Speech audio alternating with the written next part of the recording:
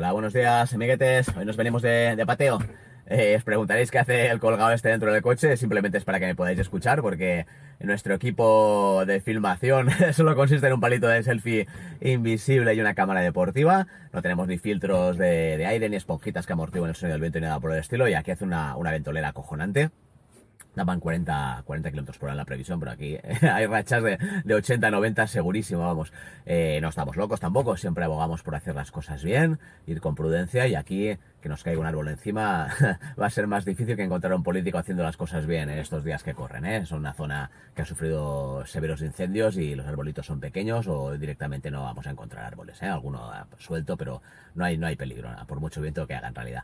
Y nada, quitamos este rollo y vamos a lo que es la excursión. Estamos aquí en Gestalgar, como os contábamos, en la comarca de Los Serranos, en la provincia de Valencia, y vamos a visitar una cuevecita que tenemos por allá detrás. Se llama la Cueva de los Diablos. Es una cueva que no conocemos. El otro día lo intentamos con nieve, pero no llegamos porque la cantidad de nieve era acojonante.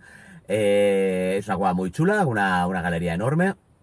Y nada, vamos a intentar llegar a ella. La hemos visto en fotos, muy bonita. La excursión es bastante cortita, unos 4 kilómetros en total, ida y vuelta. Lo que sí, que el sendero que nos va a llevar, que sí que conocemos parte del otro día, lleva una pendiente importante, pero no vamos a encontrar ninguna otra dificultad. Así que nada, nos vamos a poner en marcha. Salimos del coche este, que nos dé un poquito el aire, nos despeje las ideas y nos ponemos a caminar. Venga, nos vemos en nada. Hasta ahora, empezamos la excursión.